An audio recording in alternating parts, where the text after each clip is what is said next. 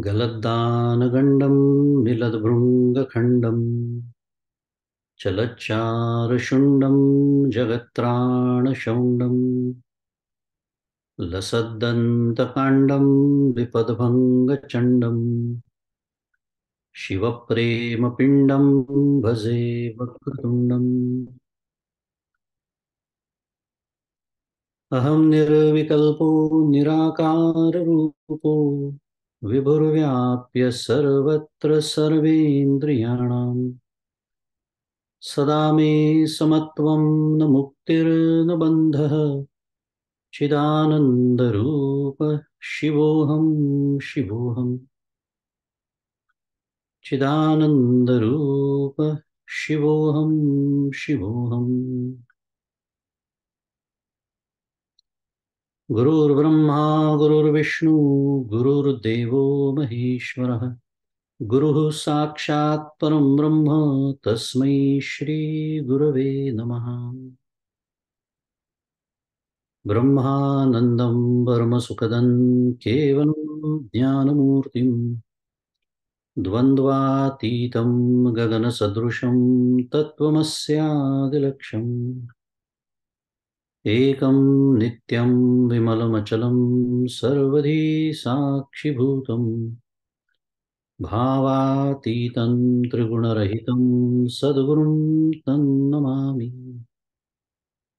श्री सद्गुरुनाथ महाराज की जय।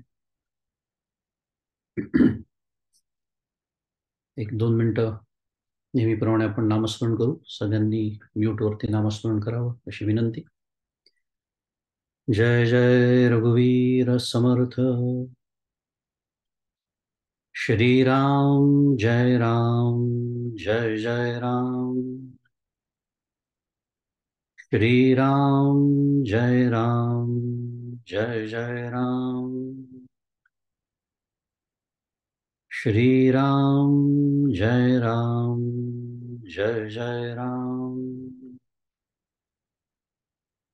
श्री राम जय राम जय जय राम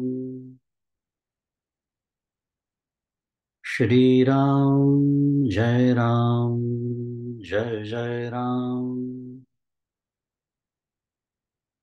श्री राम जय राम जय जय राम श्री राम जय राम जय जय राम श्री राम जय राम जय जय राम श्री राम जय राम जय जय राम श्री राम जय राम जय जय राम श्री राम जय राम जय जय राम श्री राम जय राम जय जय राम श्री राम जय राम जय जय राम श्री राम जय राम जय जय राम।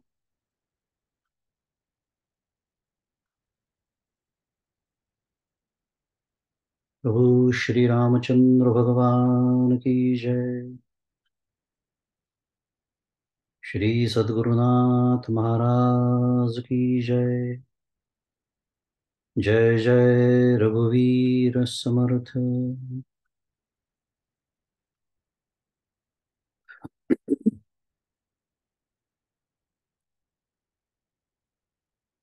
माझे सद्गुरु परमपूज्य डॉक्टर श्रीकृष्ण दत्तात्रय देशमुख उपाख्य डॉक्टर काका यांच्या श्रीचरणी शिरसाष्टांग वंदन करतो. परमपूज्य मंदाताई गंधे यांच्या चरणी वंदन. या प्रवचन मालिकेच्या दुसऱ्या आचार्य पूज्य ज्योत्स्नते यांना वंदन. तुम्ही श्रोते जगदीश मूर्ती, तेथे माझी उत्पत्ती किती, बुद्धिहीन अल्पमती, सलगी करीतो श्रीराम. सर्वांना सप्रेम अभिवादन.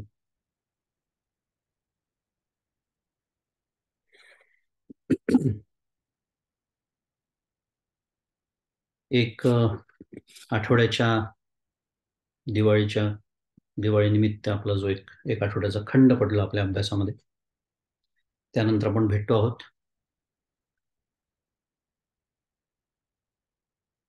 पुन्हा मी जसं त्या आनंदाच्या तत्वज्ञानमध्ये बोललो तेच मला आठवतं. दिवाळी म्हटल्यानंतर परमपूज्य काकांनी त्यांच्या आशीर्वचनात जे आपल्या सर्वांना सांगितलं की जो ज्ञानी असतो त्याच्यासाठी निरंतर दिवाळी असते, निरंतर दिवाळी असते.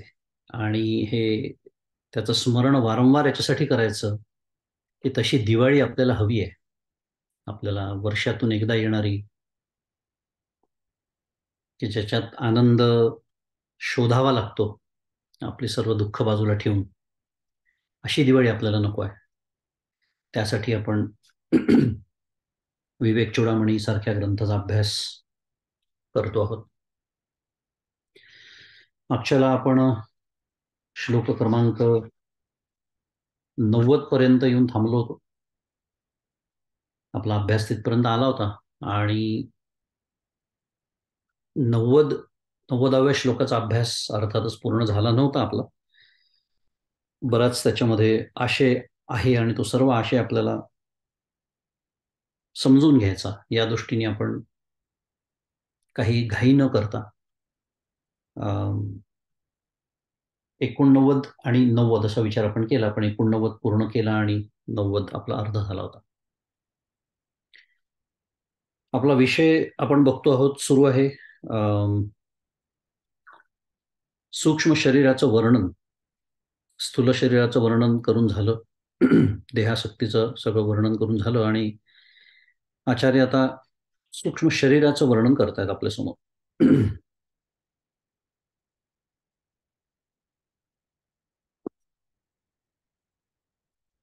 आणि त्याचे जे श्लोक आहेत,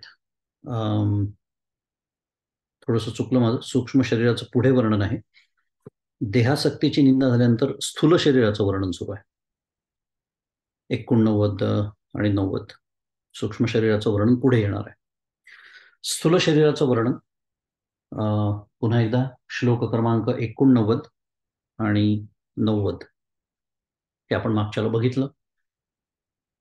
त्याच्यामध्ये या स्थूल शरीराचं वर्णन म्हणजे आपण ज्याला वर्णनाचा शब्द वापरतो त्याला ब्ल्यू प्रिंट, डिझाईन असे शुद्ध मराठीतले अजून एक छान शब्द आहे की, आणि याच्यासाठी हे शब्द आठवायचे आणि त्याचं स्मरण करायचं की, आणि तोच आपला विषय आजचा बहुतांश अभ्यासाचा आहे की इतकं तादात्म्य या देहाचं असतं, इतकं तादात्म्य असतं, इतकी एकरूपता.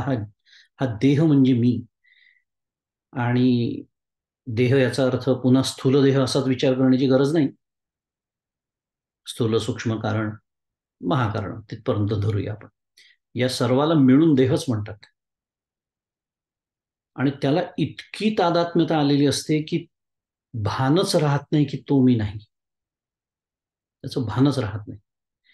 आणि ह्या दृष्टीने आपण डिझाईन किंवा ब्ल्यू प्रिंट असा शब्द वापरला की नेमकं या देहाचं स्वरूप काय आहे. आणि देहाचं स्वरूप तरी कशासाठी समजून घ्यायचं, तर त्याच्यातून माझं स्वरूप काय आहे हे समजून घ्यायचं आहे. मूळचा मी कोण आहे, माझं खरं स्वरूप काय आहे, या देहापासून मी वेगळा कसा आहे हे समजून घेण्यासाठी देहाचं स्वरूप समजून घ्यायचं. आणि त्या दृष्टीने आचार्यांनी त्वचा, मांस, रक्त, स्नायू, मेद, मज्जा, अस्थि वगैरे सगळं जे 89 क्रमांकाच्या श्लोकामध्ये ती सगळी यादी आपल्यासमोर सप्तधातूंनी युक्त असलेलं, मलमूत्रांनी भरलेलं असं जे एक दोष दृष्टी किंवा दोष देणं या देहाला सुरुवात करण्याचं कारणच ते आहे की थोडंसं एक आपण म्हणतो ना जागं करणं. एखादा मनुष्य जेव्हा अत्यंत एखाद्या गोष्टीमध्ये रमून गेला असतो, रंगून गेला असतो, हरवून गेला असतो, तेव्हा आपण कसं जागा करतो त्याला, असं थोडंसं थापडा मारतो की नाही, तशा थापडा मारणं सुरू आहे आपल्याला, की जागे व्हा. तुम्ही स्वतःला जे समजत आहात, म्हणजेच हा देह, त्या देहाचं खरं स्वरूप त्या दृष्टीने आपल्याला त्याचं स्मरण आचार्य करून देतात आहेत. आणि म्हणून आपण मागच्याला असा विषय मांडला की देहाची निंदा करणं किंवा देहाला नावं ठेवणं, दोष देणं हा उद्देश नाही आहे. पण जे वास्तव आहेत, कारण आपण देहाशी तादात्म्य पावलो काय आणि न पावलो काय, देहाचं हे स्वरूप आहे. त्वचा, मांस, रक्त, स्नायू, मेद, मज्जा, हे जे काही सात सप्त धातू आणि बाकी जे काही सगळं आता आपल्याला सगळ्यांना विज्ञानाच्या, आधुनिक विज्ञानाच्या माध्यमातून संपूर्ण शरीराचं जे एक रचना आहे, अंतर्गत रचना आहे, अनाटॉमी म्हणतात त्याला, सर्वांना सर्व माहिती आहे. पण त्याच्यावर एक अतिशय सुंदर असं, मागच्या आपण बोललो होतो, वेष्टन घातल्यामुळे कव्हर, स्किन, आतलं दिसत नाही आणि त्याचं भान त्याच्यामुळे राहत नाही. थोडक्यामध्ये शरीराला दोष देणं हा उद्देश नाही, तर त्याचं खरं स्वरूप समजून सांगणं. आणि तेही का, तर ते मी नाही, त्याचं भान असावं. तो देह, ते शरीर माझं तरी आहे का, हा अजून एक पुढचा प्रश्न आहे, पण आत्ता तिकडे आपल्याला जायचं नाही. पण तो मी मात्र नक्की नाही. आणि तो मी नाही हा अनुभव सुद्धा याच देहामध्ये येतो. हे अजून एक वैशिष्ट्य. प्रत्येकच प्राणी मात्रांना देह आहे, पण मनुष्यतर प्राण्यांमध्ये ती भोगयोनी असल्या कारणाने तिथे नारायण होण्याची व्यवस्था नाही, जी या नरदेहामध्ये आहे. असा सगळा विचार आपण मागच्या वेळेला केला होता. त्या दृष्टीने समर्थ या देहाचं वर्णन कसं करतात ते आपण पाहिलं होतं, की अस्थिमांसाचं शरीर, समर्थही म्हणतात आहे, अस्थिमांसाचं शरीर, त्यामध्ये गुणप्रकार, त्याच्यामध्ये मात्र प्रकार आहेत. आणि म्हणून शरीरासारखे यंत्र आणिक नाही, असं समर्थांनी अतिशय छान शब्द इतक्या शेकडो वर्षांपूर्वी या शरीराला वापरला, यंत्र म्हटलंय. आणि धन्य धन्य हा नरदेहो, येथील अपूर्व तापाहो, जो जो कीजे परमार्थ लाहो, तो पावे सिद्धिते. समर्थ ह्या दृष्टीने हा देह मी नाही, हे सुद्धा, हा अनुभव सुद्धा याच देहामध्ये घेता येतो. हे त्याचं वैशिष्ट्य आहे, हे विसरायचं नाहीये. आणि म्हणून पुन्हा एकदा, दोष जे त्या देहातले सांगणं सुरू आहे, ते दोष या दृष्टीने न सांगता वस्तुस्थिती सांगणं सुरू आहे, या दृष्टीने आपण त्याच्याकडे बघायचं आहे. आणि या देहाचा जो उपयोग, ज्याच्यासाठी हा देह वापरायचा आहे, असं शास्त्रकारांना, संतांना आपल्याला सांगायचं आहे, आचार्यांना सांगायचं आहे, ते लक्षात ठेवणं. म्हणजे मग पुढे समर्थांनी दे या नरदेहाची न संबंधे बहुत पावले उत्तम पदे, जे आपण विचार केला होता मागच्या वेळेला, त्या बहुत पावले उत्तम पदे मध्ये मी सुद्धा त्यांच्या पंक्तीत जाऊन बसावं, मला बसता यावं, त्यासाठी हा सगळा खटाटोप. आणि त्यानंतर आपण 89 क्रमांकाचं झाल्यानंतर आपण 90 क्रमांकाचा श्लोक, मी जो म्हणालो की अर्धा आपला झाला होता, तर पुन्हा एकदा आपण समाचार घेऊया. त्यातले 2-3 महत्वाचे शब्द आपण बोललो होतो.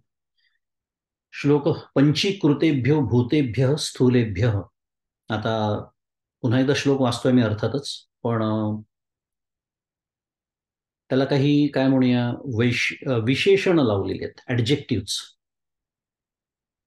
पंचीकृतेभ्यो भूतेभ्य स्थूलेभ्य, असे एक समजा आता गट करूया आपण या 3 शब्दांचा. कारण ते एकच गोष्ट आपल्याला सांगतंय. काय सांगतंय, की पंचीकृत झालेल्या, पंचीकृतेभ्य भूतेभ्य, भूतांपासून, स्थूलेभ्य स्थूल भूतांपासून, म्हणजे पंचीकृत झालेली जी स्थूल महाभूत, पंचमहाभूत, त्याच्यापासून झालेला हे एवढं मोठं एक विशेषण आपल्या देहाला लावलेलं आहे. म्हणून मी म्हणालो या 3चा एक गट करायचा. थोडक्यामध्ये सांगायचं झालं तर, आपला देह कसा निर्माण झाला हे पहिल्या चरणामध्ये आपल्याला सांगतात आहे. पंचीकृतेभ्यो भूतेभ्य स्थूलेभ्य पूर्वकर्मणा, हे त्याचं पुढचं विशेषण आहे त्याला. पूर्वकर्मणा. आपला देह कसा तयार झाला, how, the how part of it. कारण विचार केला तर आपल्या सर्वांचाच देह, म्हणजे सगळ्याच प्राणीमात्रांचा देह म्हणूया, या पहिल्या व्याख्येमध्ये बसतो किंवा पहिल्या विशेषणात बसतो, पंचीकृतेभ्य भूतेभ्य स्थूलेभ्य. पण मग आपण सर्वजण सारखे का नाही आहोत? त्याच स्थूल महाभूतांपासून आपल्या सर्वांच्या देहाची जर निर्मिती आहे, तर आपण सर्वजण सारखे असायला हवं होतं. पण आपण सर्वजण सारखे का नाही हे त्याच्या पुढच्या विशेषणामध्ये सांगतात आहे, पूर्वकर्मणा.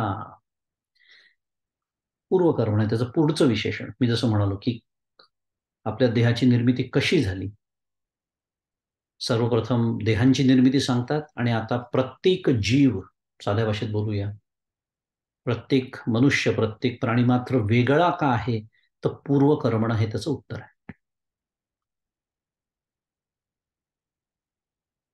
आणि समुत्पन्नम इदम, या पद्धतीने तो निर्माण झाला. इदम स्थूलम भोगायतनम आत्मनः. आणि मागच्याला आपण त्याच्यावरच बोलत होतो की हे भोगायतन आहे. आता पहिलं चरण आपण बोललो की हा देह कसा निर्माण झाला सांगतात आहेत, तसं दुसऱ्या चरणामध्ये हा देह का निर्माण झाला ते सांगतात आहेत. विचार केला तर समुत्पन्नम इदम इथपर्यंत ठीक आहे की या काय म्हणूया, हे स्थूल शरीर समुत्पन्नम इदम, हे इदम म्हणजे हे, आणि स्थूल शरीर निर्माण झालं. कशासाठी झालं? आपण व्हाय बघतो आहोत. भोगायतन आत्मन. त्यातलं भोगायतन शब्द हे जणू काही त्या जीवाचं हे भोगण्याचं स्थान आहे, असा मागच्याला आपण विचार केला होता. आणि त्यातलं जो शब्द आहे भोगायतन मात्मनः, म्हणजे त्याचा पदच्छेद आत्मनः, भोगायतनम आत्मनः. आत्मनः शब्द जो आहे ना, जीवात्म्याचं सुखदुःख भोगण्याचं स्थान असा त्याचा अर्थ. आणि पुढचं अवस्था जागरस्तस्य स्थूलार्थानुभवो यतः. अवस्था जागरः तस्य, तस्य त्याची, स्थूलार्थानुभव यतः, यतः म्हणजे कारण, की त्याची जागृती ही अवस्था आहे. आता पहिल्यांदा आपण बघितलं की हा देह निर्माण का झाला पहिल्या चरणात, दुसऱ्या चरणामध्ये तो का झाला म्हणजे व्हाय, आणि तिसऱ्या चरणामध्ये त्याचं स्वरूप काय आहे म्हणजे the what part of it. असं एक बरोबर 3 चरणांमध्ये आपल्यासमोर त्या देहाचे एक काय म्हणूया, एकंदरीत मी जसं म्हणालो रचना आचार्य आपल्यासमोर उभी करतात आहे, की त्याची जी अवस्था आहे त्या देहाची जागृती ही अवस्था आहे. कारण यतः म्हणजे कारण, स्थूलार्थानुभव म्हणजे स्थूल पदार्थांचा अनुभव जो आहे तो जागृतीमध्ये येतो. आता आपण मागच्याला सुरुवात केलीच होती चिंतनाला. त्याच्यामध्ये सर्वप्रथम आपण पूर्वकर्मण हा शब्द समजून घेत होतो. त्याच्यामध्ये आपलं पुण्य आणि पाप समान झाल्यानंतर, अचानक समान झाल्यानंतर शास्त्र जे सांगतं त्याच्यासाठी आपण नैष्कर्म सिद्धी या ग्रंथातला एक श्लोकही बघितला होता. शुभैः प्राप्नोति देवत्वम निषिद्धैर नारकीम गतीम उभाभ्याम पुण्य पापाभ्याम मानुष्यम लभते वशः. म्हणजे बघितलं होतं मागच्याला अर्थ, फार सविस्तर अर्थ बघण्याची गरज नाहीये, पण थोडक्यामध्ये पुण्यकर्माने देवाचं शरीर, पापाने नरकाची प्राप्ती वगैरे, असुरांचं शरीर म्हणूया. पण पाप पुण्य समान जेव्हा होतं तेव्हा त्या स्थितीत मनुष्य शरीर आपल्याला, आणि मागच्याला आपण विचार केला होता की सक्तीने प्राप्त होतं. अवश्य असा शब्द आहे तिथे. या या गती आपल्याला मिळतात. हे कशासाठी बघितलं होतं आपण? पूर्वकर्मणा आणि भोगायतन. त्यामुळे भोगायतन हे आपलं पूर्वकर्म आहे.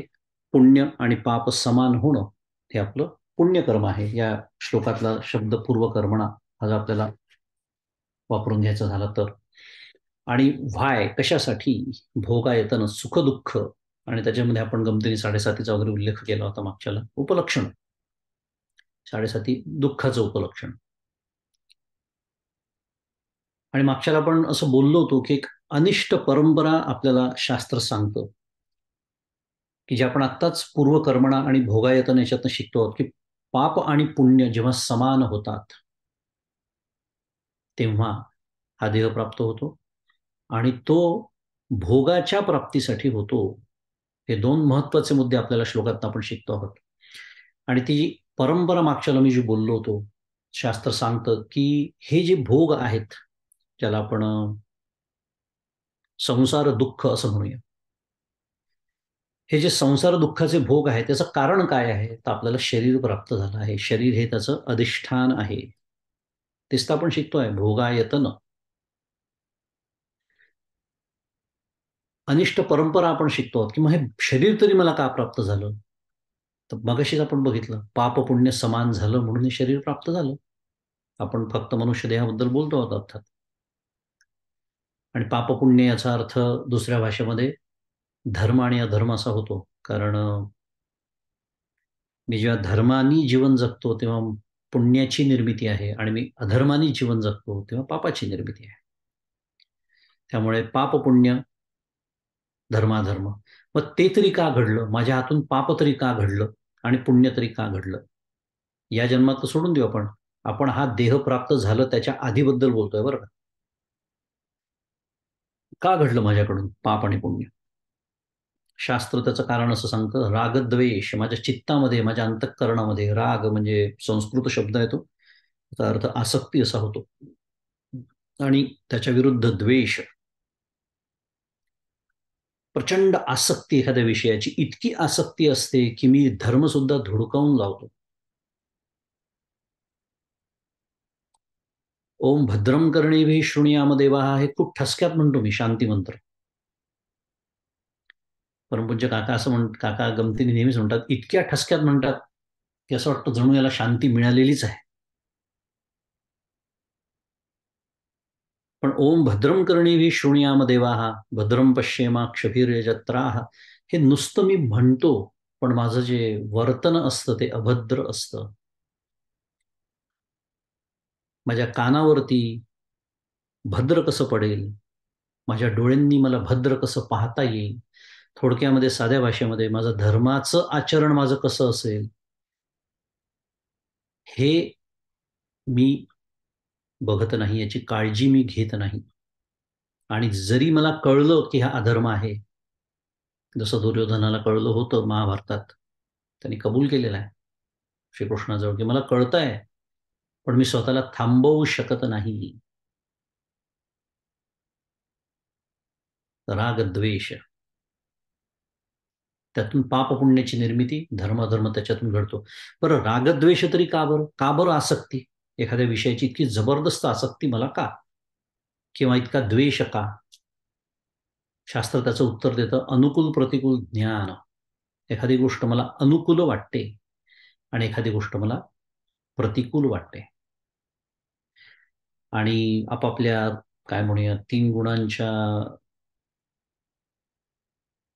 प्रभावाप्रमाणे मग एखादी गोष्ट जी मला अनुकूल वाटते ती मला मिळालीच पाहिजे असा माझा हट्ट असतो. आणि मग ती मी सामान्य सरळ मार्गाने मला मिळत नसेल तर ती ओरबाडून घेण्याकडे, दुसऱ्याला त्रास देऊन, कष्ट देऊन, कदाचित त्याचा जीव घेऊन सुद्धा ती वस्तू मला हवी असते.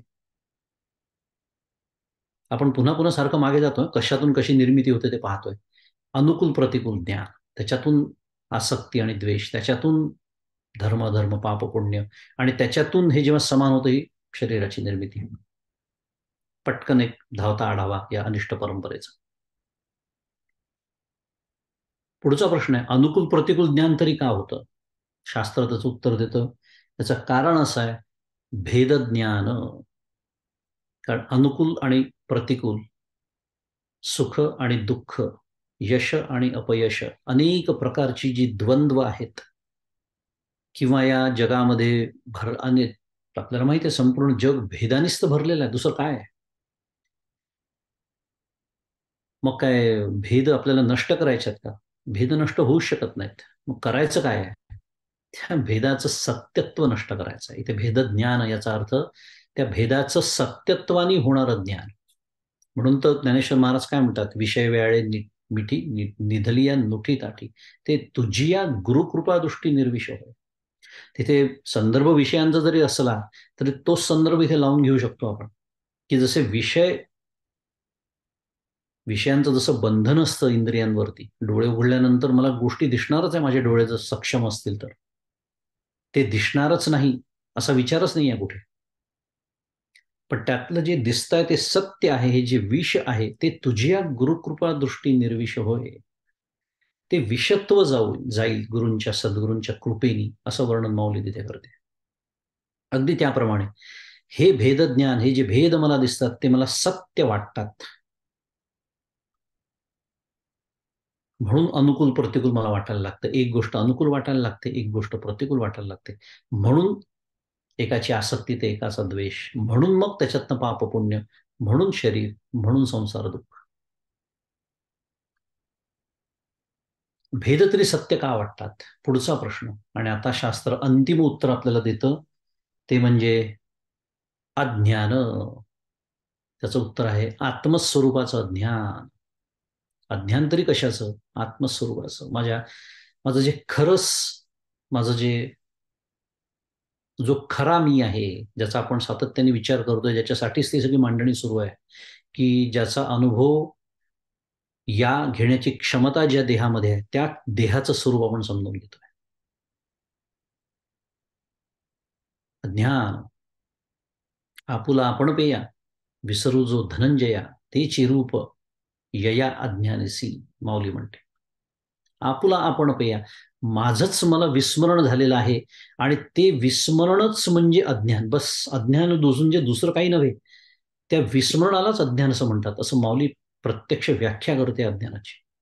खूप आपल्याला अज्ञान म्हणजे गौड बांगाल काहीतरी कठीण काहीतरी आहे, गूढ काहीतरी, काही समजण्याची गरज नाही. विस्मरण झालेलं आहे.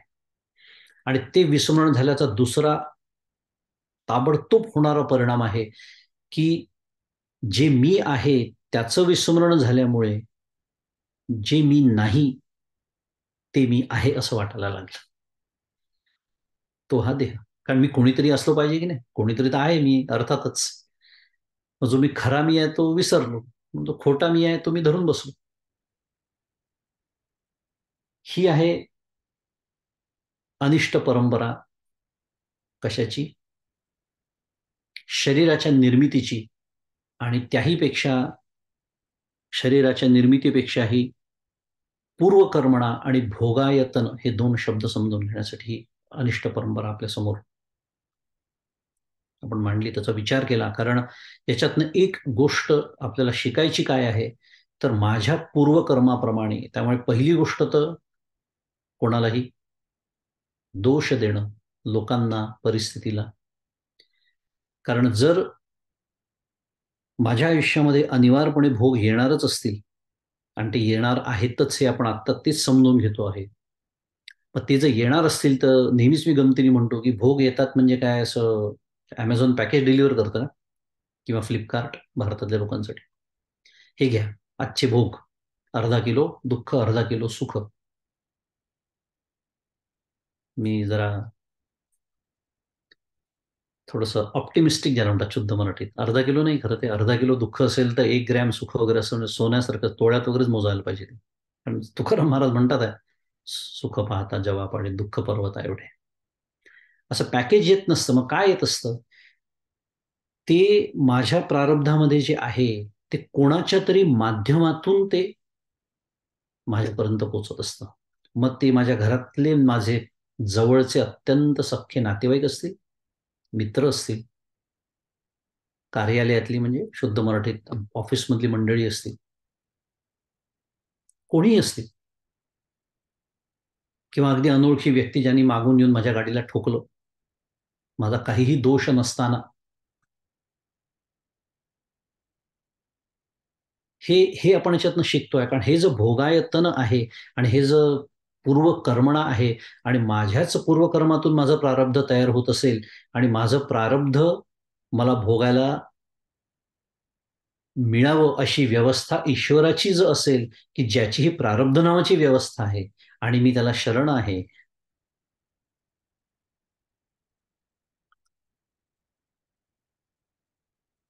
तर ताबडतोब आपण जाग होतो. जे एक तादात्म्य पाहून त्या जागृतीतल्या अनुभवातला जो आपला तर पुढे विषय येतोच आहे. जागृतीतल्या अनुभवामध्ये आपण अत्यंत एकाग्र होऊन गेलो असतो, रंगून गेलो असतो, रमून गेलो असतो, विसरून गेलो असतो हे सगळं काय आहे, कशासाठी सुरू आहे. पुन्हा शुद्ध मराठीमध्ये टेकिंग अ स्टेप बॅक. इतकं मायक्रो मायक्रो मायक्रो याच्यात आपण हरवून जातो की मॅक्रो विसरूनच जातो. द ओव्हरआर्किंग कॉन्सेप्ट ज्याला म्हणतात, की काय रचना, काय आहे जगाची रचना, ईश्वराचं स्वरूप, माझं स्वरूप हे काय आहे आणि काय चाललंय आणि मी काय करतो हे सगळं विसरून जातो. आणि इतका वाहवत जातो आणि मग जे दोष देणं सुरू होतं, ते प्रारब्ध ज्यांच्या माध्यमातून मला भोगावं लागतं, त्या व्यक्तीला, त्या परिस्थितीला, हे सगळं आपल्याला हळूहळू हळूहळू पण निश्चितपणे या दुरुस्त्या करत जायच्या आपल्या आयुष्यामध्ये. त्याच्यासाठी हे असं तत्वज्ञान आपल्या खूप कामात येतं. आता हा जो श्लोक आहे त्याच्यामध्ये, खरं श्लोकामध्ये हा विषय नाहीये, पण आपण जो ग्रंथ बघतो आहोत त्याचा जो अर्थ दिलाय त्याच्यामध्ये एक वाक्य येऊन गेलं की पंचीकृत पंचमहाभूतांपासून स्थूल देहाची उत्पत्ती असून तो जीवात्म्याचे भोगस्थान आहे. हे तर आपण आता बघितलं, पण पुढचं वाक्य की ब्रह्म निर्विकार असल्यामुळे स्थूल देहाचे परिणामी उपादान कारण होत नाही, तर केवळ विवर्ताधिष्ठान मात्र आहे, म्हणून द्वैतापत्ती होत नाही. असं जरा एक कठीण वाक्य आलं. आणि मागच्या वेळेला याच्यावरती प्रश्नही विचारला गेला होता, तेव्हा मी बोललो होतो की पुढच्या वेळेला थोडं आपण सविस्तर बघूया. या दृष्टीने थोडस आपण त्याचाही विचार करूया आणि मग पुढे जाऊ. मी जसं म्हणालो की हा विषय खरं मूळ श्लोकात नाही, पण इथे ब्रह्म निर्विकार आहे, स्थूल देहाचं ते परिणामी उपादान कारण होत नाही, तर ते केवळ विवर्ताधिष्ठान मात्र आहे, त्यामुळे द्वैतापत्ती होत नाही. थोडक्यामध्ये बोलायचं झालं तर अद्वैताला धक्का लागू नये याची काळजी इथे या प्रतिपादनामध्ये ते घेत आहेत. आणि म्हणून ब्रह्मतत्व जे आहे ते परिणामी उपादान होत नाही असं प्रतिपादन त्यांनी केलेलं आहे. परिणामी उपादान होत नाही. अर्थातच वेदांताची थोडी क्लिष्ट भाषा वाटू शकते आपल्याला, जर सवय नसेल हे ऐकण्याची. समजून घेऊया, कठीण काही नसतं. कळलं एकदा सगळं की सोपं होतं. खरं सांगायचं तर एकदा अध्यारोपाची भाषा स्वीकारली, अध्यारोप म्हणजे काय, ज्यांचा अभ्यास झालाय त्यांना माहिती आहे अर्थातच, पण बोलणाऱ्याला सगळंच गृहीत धरावे लागतात. त्याच्यामुळे अध्यारोपाचा अर्थ मुळात अंतिम सिद्धांत जो आहे वेदांताचा, तो अजातवाद ज्याला म्हणतात, की हे जग झालेलंच नाही, की जे आपल्यापैकी कोणालाही पटणं शक्य नाही. कारण या जगात बसूनच आपण हे जग झालेलं नाही असं ठसक्यात बोलत असतो. मुद्दा असा की तो अनुभवाचा विषय आहे. त्यामुळे जग झालेलं आहे हे गृहीत कृत्य आहे, माया गृहीत कृत्य आहे. त्यामुळे हे एकदा स्वीकारलं, याला अध्यारोप म्हणतात. आरोप केलेला आहे त्या ब्रह्मनावाच्या तत्वावरती, आरोप केलेला आहे, एकोहम बहुश्याम वगैरे वगैरे, ते सोडून देऊ सगळं. त्यामुळे मुद्दा एवढाच आहे आत्ताच्या संदर्भात की ही अध्यारोपाची भाषा स्वीकारल्यानंतर द्वैताचं प्रतिपादन स्वाभाविक आहे, परंतु ते करत असताना अद्वैताला धक्का न लावता त्याचं स्पष्टीकरण द्यावं लागतं. म्हणजे कसं म्हणायचं, उद्देश काय आहे? जर आपण देहाबद्दल बोलत असू, देह असा निर्माण झाला आणि तो देह तसा आहे वगैरे, आपण सगळं वर्णन आता बघतो आहोत. आता देह ज्या अर्थी निर्माण झाला त्या अर्थी जग निर्माण झालेलं आहे सांगण्याची गरजच नाही. नवे जग पहिले झालं मग देह आलेला आहे. म्हणून तर अहंकारादी जगत, देहादी जगत असं शब्द वेदांत शास्त्रामध्ये नेहमीच वापरला जातो. त्यामुळे असं वाटू शकतं की ते द्वैताचा स्वीकार केला आहे का काय, म्हणजेच अद्वैताला धक्का लागतो आहे की काय, तर ते तसं नाही. म्हणून इथे काय शब्द आलाय, द्वैतात्पत्ती, म्हणजे द्वैताची उत्पत्ती. द्वैत स्वीकारलं का म्हणजे अद्वैत मोडलं की काय, तर ते तसं नाही हे सांगण्यासाठी म्हणून इथे स्पष्टीकरण त्यांनी दिलं. काय दिलं की ब्रह्म ही निर्विकार आहे, त्यामुळे ते या जगताचं म्हणा, या देहाचं म्हणूया, देहाच्या सापेक्षतेने त्याला कुटस्थ असं म्हणतात. हा देहाचा परिणामी उपादान कारण नाही. समजून घेऊ आपण, ते समजून म्हटलं की थोडंसं वाटतं क्लिष्ट, पण समजून घेऊया. आपल्याला आपल्याला जो जगत भ्रम होतो, विचारायला सुरुवात करूया आता. जगत भ्रम होतो तो अविद्येचा परिणाम असतो व चैतन्याचा विवर्त असतो किंवा आहे. साध्या भाषेमध्ये मला जो जगताचा अनुभव येतो, ज्याला मी इतकं सत्य समजतो, तिथूनच आपण आज सुरुवात केली होती बोलायला. ज्याला मी इतकं सत्य समजतो त्याला वेदांत शास्त्र भ्रम असं म्हणतं. त्यामुळे हा जो जगाचा अनुभव मला येतो, ज्याला जगत भ्रम असं म्हणतात, तो अविद्येचा परिणाम आणि चैतन्याचा विवर्त. आता इथे जो शब्द आलेला आहे की चैतन्य जे आहे किंवा ब्रह्म जे आहे ते निर्विकार असल्यामुळे परिणामी उपादान होऊ शकत नाही या जगाचं. ते आपण समजून घेऊ. आता पहिले उपादान कारण म्हणजे काय ते बघूया. म्हणजे एक एक शब्द आपण समजून घेऊ. परिणामी उपादान म्हणजे उपादान कारण, किंवा परिणाम, त्याचा जो कार्याचा विचार केला तर परिणामाचा, पण कारणाचा विचार केला तर उपादान. तर पहिले उपादान कारण म्हणजे काय, त्याची व्याख्या शास्त्र असं आपल्याला सांगतं की कार्यामध्ये ज्याचा प्रवेश असतो व ज्याच्या वाचून कार्याचं अस्तित्व राहू शकत नाही, राहत नाही, त्याला त्याचं उपादान कारण म्हणतात. तुम्ही म्हणाल की आत्ताच तुम्ही म्हणाले सोपं करून सांगतो. सोपंच आहे. उदाहरण बघूया म्हणजे समजायला सोपं जातं. नेहमीचं उदाहरण घट, किंवा घट वगैरे म्हणजे फारच एकदम संस्कृत शब्द वगैरे वाटतो. माठ म्हणूया, माठ. माठ तयार केला. माठ म्हणजे मातीचा म्हणतो.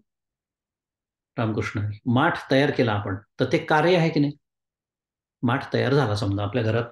भारतात आपण सगळेजण राहिलेलो असल्यामुळे माहिती आहे आपल्याला, पाणी थंड करण्यासाठी जो असतो स्वयंपाकघरात ठेवलेला माठ, तो माठ तयार झालेला आहे, घरी आपण आणला विकत, म्हणजे ते कार्य आहे, तयार झालेलं आहे, म्हणून त्याला कार्य असं म्हणतात.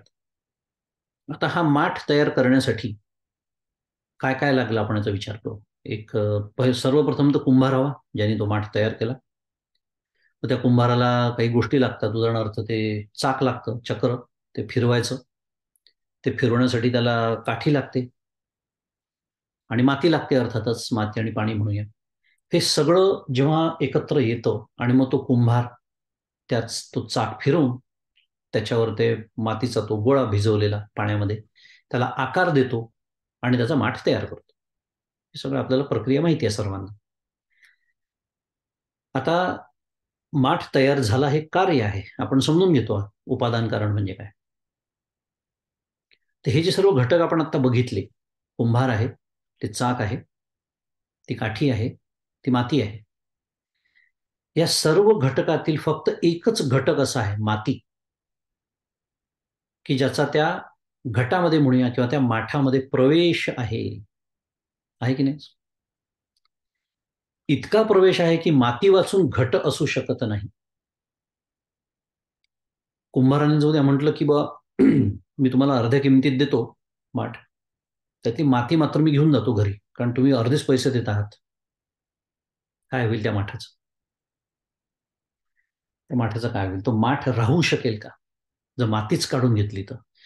त्यामुळे तो माठ किंवा तो घट जसा असू शकत नाही मातीशिवाय, आणि म्हणून माती त्या घटाचं उपादान कारण आहे. समजायला आता एकदम सोपं झालं की नाही. शब्द मोठे असतात तर कधी आपण ऐकले नसतील, तर म्हणून म्हणलं की वक्त्याला सर्वांचा विचार करावा लागतो. मला माहिती आहे बहुतांश लोक खूप अभ्यासक आहेत तिथे, पुष्कळ अभ्यास त्यांचा झालेला आहे, पण उजळणी कधीच नेहमी कामातच येते, म्हणजे वाया कधी जात नाही. उजळणी होईल ज्यांना माहिती आहे त्यांना. त्याला म्हणायचं उपादान कारण. मी गमतीने कधी कधी म्हणतो, जो कोणी तिथे सप्लाय चेन एक्सपर्ट असतील तर त्यांना डायरेक्ट मटेरियल, इनडायरेक्ट मटेरियल या कॉन्सेप्ट माहिती असेल तर दिस इज कॉल्ड डायरेक्ट मटेरियल. उपादान कारण समावेश आहे त्याचा, कार्यामध्ये कारणाचा समावेश आहे, आणि म्हणून माठाचं कारण माती आहे की नाही, म्हणून माती कारण आहे, आणि माठ किंवा घट हे कार्य आहे, आणि म्हणून मातीला घटाचं उपादान कारण असं म्हणतात. माती घटाचं उपादान कारण आहे आता वाक्य पूर्ण झालं. आता उपादान कारण आपल्याला छान समजलं. आता आपण एक माठाचं उदाहरण घेतलं, आता तुम्ही कुठलीही उदाहरणं घेऊ शकता तुमच्यासमोर एखादी. तर माझ्यासमोर हा लाकडाचा टेबल आहे बनवलेला. लाकूड हे त्याचं उपादान कारण आहे. सोपं झालं एकदम. पण बाकीची पण जी कारणं होती की त्यांच्याशिवाय माठ तयार झाला नसता, कुंभार म्हणा, ते चाक म्हणा, ती काठी म्हणा, हे सुद्धा त्या माठाच्या उत्पत्तीला कारण आहेत. पण त्यांना निमित्त कारण असं म्हणतात. ते निमित्त होते, त्यांचा घटामध्ये समावेश नाही. ते नसताना सुद्धा आता माठ किंवा घट राहू शकतोय. तो कुंभार आपल्या घरी येतो का? नाही. म्हणून त्यांना निमित्त कारण असं म्हणतात. आता हे झालं कारणाचा विचार केला तर, की ज्याच्यापासून ते कार्य तयार होतं. आता जर आपण कार्याचा विचार केला तर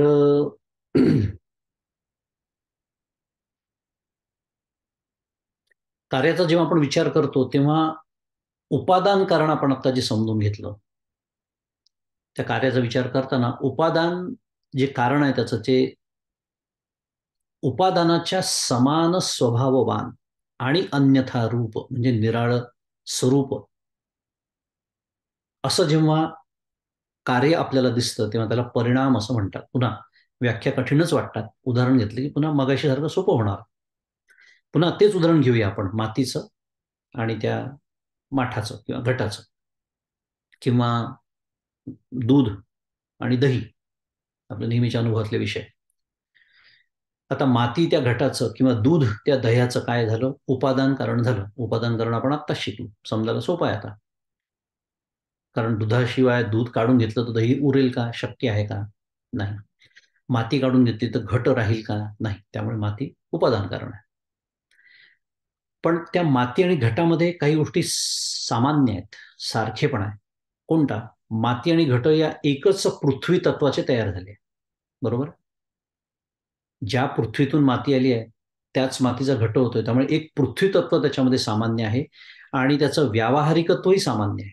म्हणजे व्यवहारामध्ये मातीचा उपयोग आहे तसा व्यवहारामध्ये माठाचा, त्या घटाचा उपयोग आहे. मातीचा अजून काही चार उपयोग करता येतील, माठाचे पण अजून काही चार उपयोग करता येतील. पण व्यावहारिकत्व ज्याला म्हणतात ते ते त्या दोन्ही गोष्टींमध्ये समान आहे. कारणामध्ये जे आहे तेच त्या कार्यामध्ये आहे. म्हणजे त्यांच्या साध्या भाषेत बोलूया, त्यांचा स्वभाव सारखा आहे. पण असं जरी असलं तरी त्या मातीपेक्षा घटाचं रूप मात्र निराळ आहे की नाही? तो माठ, त्याला एक आकार आहे गोल असा, छान, त्याला असं छोटंसं तोंड आहे वगैरे, सगळं माहिती आहे आपल्याला. मातीचा ढीग असेल तसा नुसता पडलेला असतो. म्हणजे रूप निराळा आहे पण स्वभाव एकच आहे. आणि म्हणून त्याला म्हणतात मातीचा परिणाम घट आहे. आणि याला म्हणायचं परिणाम.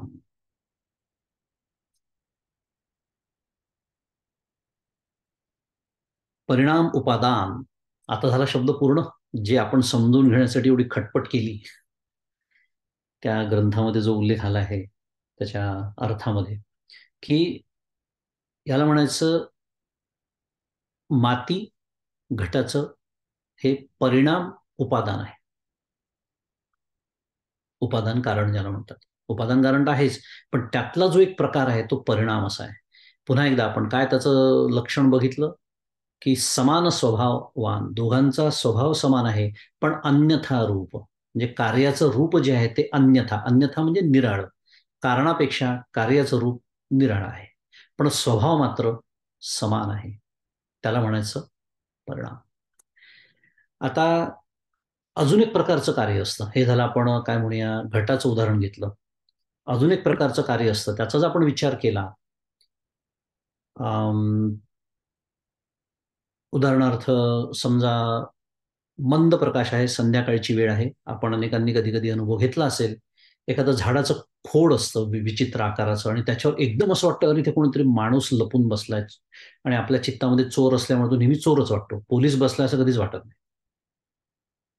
कोणीतरी चोर बसलाय, बहुतेक मला लुटायला बसला असेल वगैरे वगैरे, जे काय असेल ते. त्यामुळे त्या मंद प्रकाशामध्ये झाडाच्या खोडावरती मला माणसाचा भ्रम होतो, साध्या भाषेमध्ये. म्हणजे माणूस हे कार्य झालं, कारण माणूस निर्माण झाला. अगदी अल्पकाळ का होईना पण माणूस तिथे निर्माण झाला, कार्य आहे.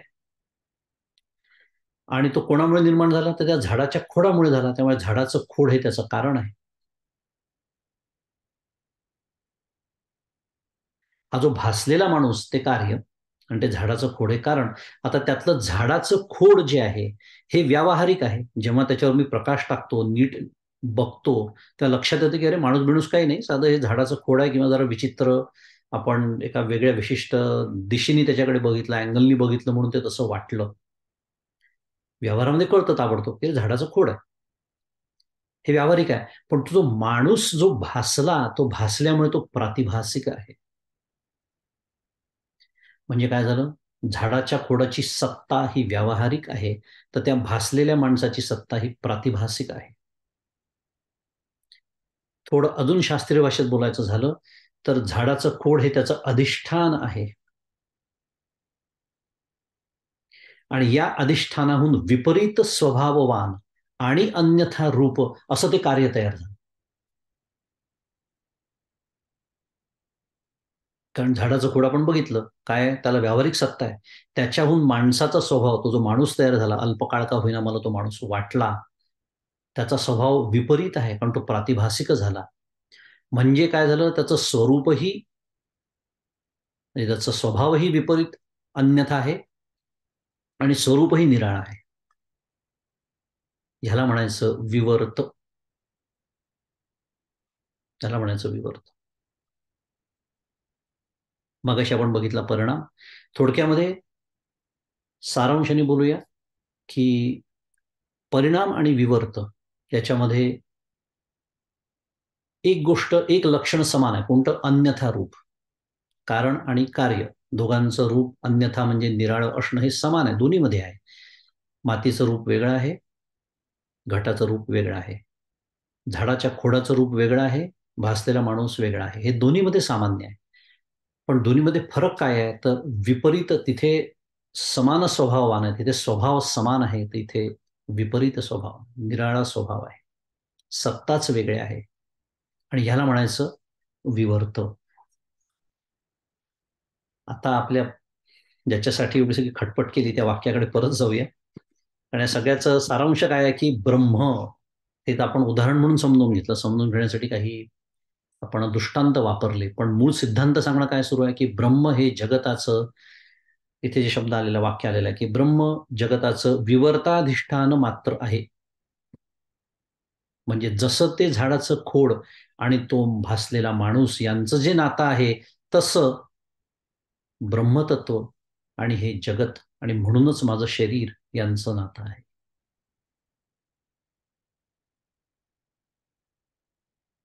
विवर्त अधिष्ठान मात्र आहे. जसं ते झाडाचं खोड त्याचं अधिष्ठान आहे, तसं ब्रह्म तत्व कूटस्थ देहाच्या सापेक्षतेने ज्याला म्हणतात,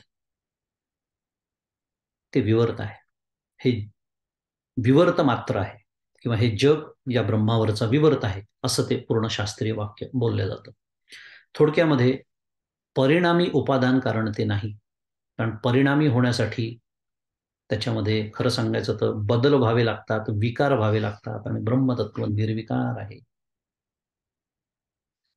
मला वाटतं एवढा विचार पुरेसा आहे. या ग्रंथामध्ये आल्यामुळे आपण त्याचा विचार घेतला. मी जसं म्हणालो की खरं मूळ श्लोकामध्ये हा विषय नाही, पण आला आहे या ग्रंथामध्ये, त्यांनी त्या विवेचनामध्ये आल्यामुळे आणि मागच्याला प्रश्नही त्याच्यावर विचारलेला गेल्यामुळे आपण त्याचा थोडासा समाचार घेतला. आता या श्लोकाचं शेवटचं चरण बघूया. अवस्था जागरह तस्य स्थूलार्थानुभव यतः. आणि त्याचा अर्थ आपण असा बघितला की जागृती ही अवस्था आहे कारण त्या स्थूल देहाची जागृती अवस्था आहे कारण स्थूल पदार्थांचा अनुभव त्याच्यामध्ये होतो.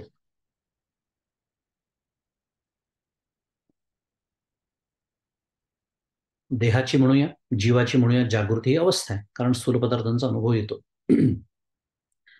आता त्याचा जर थोडासा विचार करूया, कारण खूप महत्वाचा मुद्दा आणि शेवटचा मुद्दा या श्लोकातला, की जागृती किंवा इतरही अवस्था, आपल्याला तीन अवस्थांचा अनुभव असतो, त्या या देहाच्या आहे की जीवाच्या आहेत. देहाच्या माध्यमातून स्थूल पदार्थांचा अनुभव नेमकं कोण घेतं? आणि खरं सांगायचं झालं तर हाच विषय पुढच्या श्लोकांमध्ये जास्त सविस्तर आलेला आहे. तेव्हा आपण काम करूया, पुढचा श्लोक वाचूया, त्या श्लोकाकडे वळू आणि त्या श्लोकाचा भाग म्हणून या विषयाचा जास्त विचार करू, कारण हाच मुद्दा पुढच्या श्लोकामध्ये आचार्य घेतात. तो श्लोक मी वाचतो. श्लोक क्रमांक 91. बाह्येंद्रियैः स्थूल पदार्थ सेवां स्त्रक चंदनस्त्रादि विचित्र रूपां करोति जीव स्वयमेतदात्मना तस्मात् प्रशस्तिर वपुषोस्य जागरे. असा श्लोक क्रमांक पुन्हा एकदा 91. मी जसं म्हणालो, एक छान संगती, आधीच्या श्लोकाचं शेवटचं चरण आणि हा श्लोक पुन्हा एकदा वाचणार आहे मी पदच्छेदासह, त्याचा अर्थ समजून घेणार आहे आपण. बाह्येंद्रियैः स्थूल पदार्थ सेवाम, पहिलं चरण.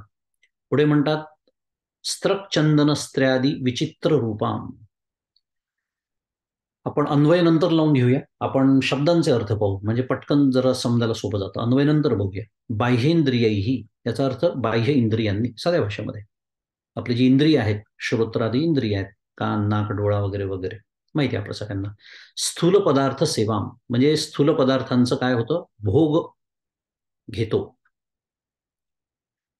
स्त्रक चंदन स्त्र्यादी विचित्र रूपा म्हणजे स्त्रक याचा अर्थ माला असा होतो, हार ज्याला म्हणतो आपण, गळ्यात घालण्याचा हार, माला. पुढे 400व्या श्लोकाच्या नंतर एक श्लोक येतो या ग्रंथामध्ये, त्याच्यातही तो शब्द पुन्हा एकदा आलेला आहे, स्त्रक, संस्कृत शब्द आहे. तिथे माला, चंदन, स्त्री इत्यादी नाना प्रकारच्या स्थूल पदार्थांचा उपभोग असा शब्द आला. असं वाटतं एकदम अशी विचित्र ही यादी कशी काय आली मध्येच, माला, स्त्री, चंदन वगैरे, ही उपलक्षण असतात पुन्हा. कारण आता हार किंवा माला असं जर म्हटलं तर तो डोळ्यांचा विषय आहे, बरोबर आहे. एक छान सुंदर फुलांचा हार बघितला, छान वाटतं आपल्याला. किंवा चंदन आहे, हा गंध त्या इंद्रियाचा विषय आहे. स्त्री आणि स्त्री किंवा पुरुष असा विचार करायचा. इथे पुरुषांच्या दृष्टीने स्त्री म्हटलेला, स्त्रियांनी पुरुषांच्या बाबतीत तसा विचार करायचा. स्पर्श सुखाचा विषय आहे. म्हणजे थोडक्यामध्ये पाचही, आता मी जसं म्हणालो इथे दिलेले 3च आहे उपलक्षण, पाचही ज्ञानेंद्रियांचा इथे विचार करायचा असा त्याचा अर्थ आहे. कारण त्या पाचही ज्ञानेंद्रियांच्या माध्यमातून स्थूल पदार्थांचा आपण काय घेत असतो, उपभोग घेत असतो. करोती जीव, करोती म्हणजे सेवन करतो म्हणा किंवा उपभोग घेतो म्हणा, दोन्ही अर्थाने बोलता येतं. आणि जीव कोण घेतो, तर जीव घेतो. आणि स्वयं म्हणजे स्वतः घेतो तो. आणि एतद आत्मना, सगळ्यात महत्वाचा शब्द या श्लोकामध्ये असेल, मार्मिक शब्द जो आपल्याला समजून घ्यायचा आहे तो हाच आहे, एतद आत्मना. तो कसा घेतो हे महत्वाचं आहे, तर तादात्म्य करून घेतो. त्या देहाशी त्याचं तादात्म्य होतं आणि तो हे सर्व भोग या पाचही ज्ञानेंद्रियांच्या माध्यमातून जे आपण सकाळी उठल्यापासून झोपेपर्यंत आपण जे करत असतो ना, त्याचंच वर्णन सुरू आहे, पण व्यवस्थित शास्त्रीय मांडणी त्याची सुरू आहे. आणि त्याचं विवेचन आणि त्याचा विचार सुरू आहे, ज्याला विवेक असं म्हणतात. आणि पुढे तस्मात प्रशस्ती, तस्मात म्हणजे इथे त्याचा अर्थ म्हणून असं म्हटलेलं आहे, म्हणून किंवा त्यापासून असा खरं त्याचा अर्थ, पण म्हणून. तस्मात प्रशस्ती, प्रशस्ती याचा अर्थ श्रेष्ठत्व, महत्व. वपुषः, वपुषः म्हणजे याचा अर्थ देहाची, षष्ठी विभक्ती आहे, देहाची. अस्य जागरे, अस्य म्हणजे ह्या आणि जागरे म्हणजे जागृतीत. म्हणून या स्थूल देहाची काय म्हणूया, श्रेष्ठता, महत्व जागृतीमध्ये जास्त आहे, किंवा जागृतीमध्ये आपण असं म्हणू शकतो दुसऱ्या भाषेमध्ये, या देहाची प्रधानता आहे. का बरं? कारण विषय काय सुरू आहे, स्थूल पदार्थांच्या भोगाचा विषय सुरू आहे. स्थूल भोग जे आहे ते कधी भोगता येतात, जागृतीमध्ये. साधं गणित आहे. कारण आपल्याला आपला जो देह आहे तो स्थूल आहे, आधीच्या श्लोकात वर्णन आलेलं आहे, स्थूल देह आहे असं वर्णन आलेलं आहे. आणि स्थूल देहाला स्थूल भोगच चालतात. मला स्वप्न पडलं आणि त्या स्वप्नामध्ये मी पोटभर श्रीखंड खाल्लं, कामात येणार आहे का माझ्या? कारण स्वप्नातले भोग सूक्ष्म भोग समजले जातात, ते जसे या स्थूल देहाच्या कामात येत नाहीत. त्याच्यामुळे सूक्ष्मभोग आपल्याला चालत नाही. स्वप्नातल्या अन्नाने जशी आपली पुष्टी होत नाही. हा झाला त्याचा एक साधारण अर्थ आणि अन्वय. अन्वय लावून घ्यायचा झाला तर पुन्हा जीव जो आहे तो या स्थूल देहाशी तादात्म्य पाहून बाह्य इंद्रियांच्या द्वारा माला, चंदनस्त्र इत्यादी नाना प्रकारच्या स्थूल पदार्थांचा उपभोग स्वतः घेतो आणि म्हणून या देहाची जागृतीत श्रेष्ठता किंवा महत्व आहे, असा त्याचा झाला अन्वय. थोडक्यात सांगणं सुरू आहे. इथे अर्थ दिलेला आहे की जीवात्माच स्थूल देहाच्या योगाने जागृतीत स्थूल पदार्थांचा उपभोग घेतो आणि जागृती ही अवस्था स्थूल देहाची नसून स्थूल देहाभिमानाची, चिदाभासाची आहे. काय आलेत नवीन शब्द पुन्हा. समजून घेणं आहेच आपल्याला. जीव म्हणजे काय, चिदाभास म्हणजे काय, जागृती ही देहाची अवस्था नसून चिदाभासाची आहे, असं का म्हणतात आहेत. आता माझं लक्ष घड्याळाकडे पण आहे. 2च मिनिटं राहिलेली आहेत आणि फार मोठा विषय सुरू होतोय. पण मुख्य विषय जो आपल्याला इथे सांगायचा आहे आणि एक काय म्हणू, एक फार असा एक विशेष किंवा विलक्षण असा एक मुद्दा आपल्या समोर या निमित्ताने येतोय, तो म्हणजे आपल्याला सर्वांना सवय असते कोणती, हा देह माझा, म्हणजे मी झोपलो. मुळात काय असतं, देहाशी तादात्म्य असतं. त्यामुळे माझी भाषा कशी असते, मी जागा झालो, मी झोपलो, मी स्वप्न बघितलं, किंवा मी झोपीन, मी जागा होईन उद्या सकाळी, वगैरे वगैरे. ही जी आपली भाषा आहे ही देहाशी तादात्म्य पावल्यामुळे आपण ही भाषा बोलतो. ठीक आहे, त्याच्यावर व्यवहार चालतो, व्यवहाराची काही त्यात अडचण नाहीये. पण हा श्लोक आपल्याला हे शिकवतोय की जिथे सांगतात आहे की जागृती म्हणूया.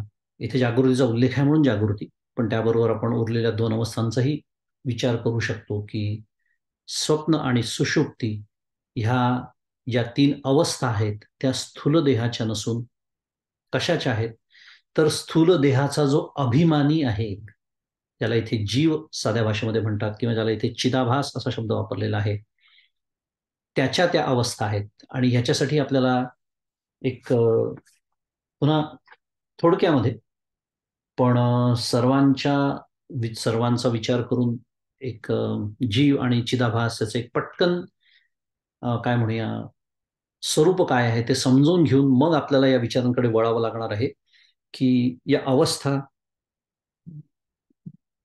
ज्या आहेत त्या देहाच्या नसून जीवाच्या कशा आहेत.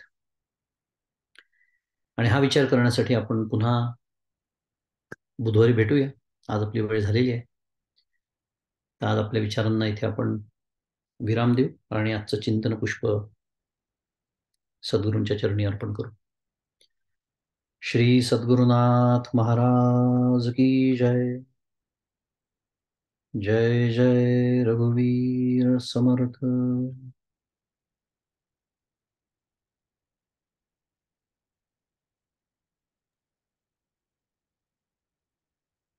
छान झालं प्रवचन. धन्यवाद. सर्व गोष्टी स्थूल शरीराबद्दल सर्व सूक्ष्म गोष्टी तुम्ही छान समजून सांगितल्या.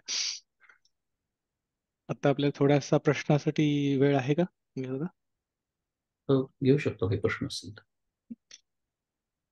ठीक आहे, कुणाला प्रश्न असतील तर विचारा. मंगेशजी, मला एक प्रश्न हा आला की पुढच्या वेळी कदाचित तुम्ही ते जास्त सांगणार आहातच. म्हणजे कूटस्थ आत्मा जो आहे आणि जीव ह्याचा पण संबंध मग विवर्तच आहे. कुटस्थ आत्मा आणि जीव यांचा संबंधही विवर्तच आहे. हो, कारण जीव ही संकल्पना जी आपण पुढच्याला बघणार आहोत ही बुद्धीच्या संबंधाने सिद्ध होते. आणि बुद्धी ही मायेच्या प्रांतातली असल्यामुळे आपण नक्की म्हणू शकतो की त्याला त्या सूक्ष्म पातळीवरती तोही विवर्तच आहे. म्हणजे तोच चिदाभास ते पुढच्या वेळी तुम्ही सांगणार. ओके. बरोबर बरोबर. खूप सुंदर विषय आहे खरा हा. तो आपण पुढच्याला घेऊच या. पण मी जसं म्हणालो की ही जी एक रचना आहे, स्थूल आणि सूक्ष्म, जे आपल्याला कळत नाही. हम्म. आपल्याला कळत नाही म्हणजे आधुनिक विज्ञानाला सुद्धा अजून त्याचा थांगपत्ता नाहीये. खरं बुद्धी म्हणजे अंतःकरणाचे हे 4 पदर, मन, बुद्धी, चित्त, अहंकार म्हणूया. हम्म. हे वेदांत शास्त्राप्रमाणे सुद्धा हे जडच आहे. कितीही सूक्ष्म जरी असलं तरी ते जड. जड म्हणजे परमपूज्य काका म्हणतात ड वरती नुकता टिंब. जड नाही, वजनाने जड नाही म्हणत आहे, जड, स्थूल. पण विज्ञानाला सुद्धा ते सूक्ष्म वाटतं, इतका त्याचा अजून पत्ता लागलेला नाहीये. मन म्हणजे पण तेही जडच आहे आणि त्या दृष्टीने तो विवर्तच आहे त्याच्यावरचा. आणि त्याच दृष्टीने डॉक्टर काका जे म्हणतात की जीवाचे ते 3 भाग त्यांनी 3 भाग नाहीत, 3 म्हणजे कुटस्थ आत्मा आणि बुद्धी आणि चिदाभास. बरोबर. त्याचा अर्थ आपण पुढच्याला त्याचा विचार करणार नक्की. बरोबर. थँक्यू. नमस्कार मंगेश दादा. नमस्कार. नमस्कार. थोडं कन्फ्युजन होतं की तुम्ही ते माती हे घटाचे उपादान कारण जे सांगितलं ते म्हणजे जीवात्मा आणि आत्मा ह्याच्यासाठी पण ते वापरतात ना एक्सप्लेन करायला की नाही. मग तिथे कन्फ्युजन आहे माझं. मला ते थोडं क्लॅरिफिकेशन हवं होतं. त्याच्यासाठी आपण दुसरं जे समजून घेतलं, विवर्त. कारण आपण व्याख्या काय बघितली की उपादान कारणामध्ये समान स्वभाववान आणि अन्यथा रूप असं शिकलो आपण. स्वभाव समान असतो पण रूप मात्र अन्यथा म्हणजे निराळ असतं. पण विवर्तामध्ये विपरीत स्वभाववान आणि अन्यथा रूप. कारण कुटस्थ ज्याला म्हणतात, ज्याला आत्मा म्हणतात, ज्याला ब्रह्म म्हणतात, मी सातत्याने ते शब्द वापरतो की मनात कुठे गोंधळ राहता कामा नये. ब्रह्म म्हणजेच कुटस्थ म्हणजेच आत्मा. देहाच्या सापेक्षतेने ब्रह्मालाच आत्मा असं म्हणतात. ब्रह्म नावाचं जे तत्व आहे ते आणि जीव यांची सत्ताच वेगळी आहे. विपरीत स्वभाववान आहेत ते. सत्ताही वेगळी आहे आणि स्वभावही वेगळे आहेत. एक निर्गुण आहे तर दुसरा सगुण आहे. एक निराकार आहे तर दुसरा विकारी आहे, वगैरे वगैरे. आणि रूप तर वेगळं आहेच, प्रश्नच नाही. आणि म्हणून हे जे प्रातिभासिक आहे, हे जग ज्याला प्रातिभासिकच सत्ता दिलेली आहे, खरं शास्त्राने 2च सत्ता मानल्या, एक पारमार्थिक सत्ता आणि एक प्रातिभासिक सत्ता. आपलं समाधान करण्यासाठी म्हणून आणि सर्व व्यवहाराची एक काय म्हणूया व्यवस्था लावण्यासाठी म्हणून व्यावहारिक सत्ता असा एक तिसरा प्रकार मानला जातो. पण मुळात 2च सत्ता. त्यामुळे सत्ताच वेगळा असल्यामुळे अगदी समजायला अजून म्हणजे कठीण अजूनही जात असेल तर एक दृष्टांत द्यायचं झालं तर स्वप्न आपण बघतो आणि मग सकाळी उठतो तेव्हा आपण स्वप्नाचा फार विचार करत नाही का, कारण आपल्याला कळत असतं की ते स्वप्न आहे म्हणून. पण ते केव्हा कळतं? जाग आल्यावरच कळतं. स्वप्नामध्ये ते स्वप्न बघत असताना इतकं सत्य वाटतं की त्याचे अनेक परिणाम आपल्या शरीरावर, देहावर सुद्धा होतात. दचकून उठतो आपण कधी कधी. पण ते स्वप्न आहे हे कधी कळतं? तर जाग आल्यानंतर. आणि मग कळतं की अरे, आणि त्याचा फारसा विचार पण करत नाही कारण ती प्रातिभासिक सत्ता त्याला आहे आणि जाग येणं हे व्यावहारिक सत्तेतलं आहे.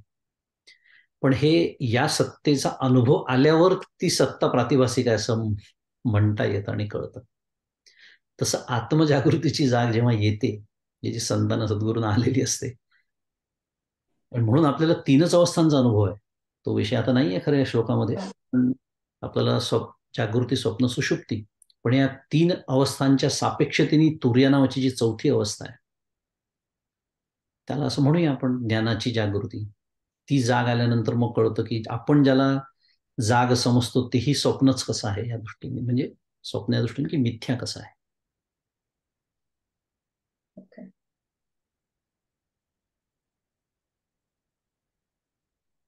धन्यवाद दादा. रामकृष्ण. थांबा मला मग. एक प्रश्न आहे मला मग दादा, सॉरी. जीव प्राणादी संघाताचा अभिमानी चेतन या देहाशी तादात्म्य करून ही जे फ्रेज आली आहे त्याचं फूट कशी करायची? आता जीव प्राणादी संघाताचा अभिमानी चेतन, तोपर्यंत तिथे अज्ञान नाहीये, पण ते अज्ञानाच्या आवरणाखाली जेव्हा देहाशी तादात्म्य करतो तेव्हा त्याला जीवत्व येतं, असं म्हणता येईल का? त्या चेतनाला, त्यात कुटस्थाला. त्यांनी काय केलं इथे, जीव याची हा जो शब्द वापरला, म्हणजे श्लोकामध्येच जीव शब्द आहे ना, जीव हा, तर त्याचा थोडक्यात एक स्पष्टीकरण देण्याचा प्रयत्न केला अतिशय बर. संक्षिप्त रूपामध्ये, की प्राणादी संघात. आता प्राणादी आदी म्हणजे बाकीचे जे होय. सगळे त्याच्यामध्ये घटक येतात जे तुला माहिती आहेत, या होय. संघा आणि या संघातांचा अभिमानी, आणि त्याचाच आपण पुढच्याला विचार करणार आहोत. आणि म्हणून मी म्हणालो की एतत आत्मना हा जो शब्द आहे ना, या श्लोकातला सगळ्यात महत्वाचा आहे. हम्म, हम्म. कारण तो इथे अभिमानी शब्दाचा अर्थ वेगळा आहे, की जो मी पुढच्याला सांगणार होतो, पण आता विषय निघाला तर सांगतो, की आपण व्यवहारात ज्याला अभिमान म्हणतो तसा अर्थ नाही आहे त्या अभिमान शब्दाचा, की मला याचा अभिमान, मला त्याचा अभिमान, किंवा एखाद्या मनुष्याला त्याच्या श्रीमंतीचा अभिमान म्हणतो, तसं नाही. इथे अभिमान याचा अर्थ तादात्म्य असा आहे. त्या त्या अवस्थेशी तो तादात्म्य पावतो, हम्म. तो जीव. आणि तो जेव्हा जागृतीमध्ये तादात्म्य पावतो त्याच्याशी, आणि हा देहाशी तादात्म्य पाहून सगळे व्यवहार करतो, सगळे मगाशी जे वर्णन आलं की सगळे विषय उपभोगतो इंद्रियांच्या माध्यमातून, तेव्हा त्याला विश्व म्हणतात. स्वप्नामध्ये त्याला तेजस म्हणतात, पुढे गाढ झोपेमध्ये त्याला प्राज्ञ म्हणतात वगैरे. हाच सगळा विचार आता पुढच्याला आपण करणार आहोत. ठीक. त्यामुळे या प्रश्नाचं उत्तर मिळालं का माहित नाही मला, पण संघात यासाठी म्हटलेलं आहे त्यांनी, की जीव या संकल्पना समजून सांगण्याचा प्रयत्न केला त्यांनी संक्षिप्त रूपाने. हा, माझा प्रश्न असा तो होता की जीव अभिमानी अभिमानी या शब्दानेच बद्धपणा सुचवला आहे का, की तिथे तो त्या शब्दात बद्धपणा असा सुचवायचा नाहीये, पुढे तादात्म्य या शब्दात बद्धपणा आलाय, असं मला अभिमान म्हणजे थोडस तादात्म्य हेअर असं. स्प्लिटिंग सुरू होतं. नाही, अभिमानी म्हणजे तादात्म्य, तेच सांगतो मी. बर, ठीक अभिमानी याचाच अर्थ तादात्म्य, आणि बद्धपणा म्हणू शकतो त्याला बहुतांश अर्थाने. पण मी एकदम 100% म्हणत त्याच्यासाठी नाही आहे, की जीवनमुक्त सुद्धा जेव्हा व्यवहार करतो, आहे. हम्म. बरोबर. जीवनमुक्ताच्या व्यवहाराचा जो विचार केला, तर तो व्यवहारापुरती का होईना म्हटलं तर तादात्म्यानेच होतो, असं म्हणायला पाहिजे. तादात्म्य म्हणजे जीव मी आहे अशा पद्धतीचं तादात्म्य नाही म्हणत आहे मी. पण बरोबर. व्यवहार करताना जीवनमुक्तालाही शेवटी या देहाच्या माध्यमातून या जगात जे व्यवहार करावे लागतात, ते मग तिथे तो आपल्या नेहमी कामात येणारा शब्द म्हणजे बाध. त्या बाधितानुवृत्तीनी, तादात्म्य वृत्तीने नव्हे, बाधितानुवृत्तीने, पण या देहाच्याच माध्यमातून असल्यामुळे त्या अगदी त्या काय म्हणूया व्यवहार क्षणी ही वृत्ती तिथे राहू शकत नाही. आत्मवृत्ती म्हणूया, ती राहू शकत नाही. व्यवहार काली तरी तो व्यवहार सत्य समजून तसा तो होतो किंवा केला जातो असं म्हणूया. इथे समान स्वभाव म्हणजे समान सत्ता म्हणता येईल का? हो, त्याचा तो एक पैलू म्हणू शकतो आपण. कारण असं वाटलं की घट जेव्हा माठ फुटतो तेव्हा माती तशीच मिळू शकते, पण दह्यातून दूध काय मिळू शकत नाही, पण तरी सुद्धा दोघं समान सत्तेमध्ये असल्यामुळे व्यावहारिक सत्ता दोघांची समान आहे. ओके. आणि घट नसला तरी माती आहे, आणि घट असला तरी माती आहे, म्हणून असं उपादान कारण असं म्हणतात. ठीक आहे, वेळ संपली आपली. आपण शेवटचा श्लोक घेऊ आणि थांबू. व्हावी पूर्ण कृपा गुरु मजवरी, प्रार्थित भावे तुला, वारी सर्व अरिष्ट नेऊनिलया, संमोह जो वाढला, अज्ञानांधजनासी मुक्त करुणी, शांतीपदी बैसवी, विनती हीच असे न मागत तुझे, भक्ती तुझी हवी. श्री सद्गुरुनाथ महाराज की जय. जय श्रीराम.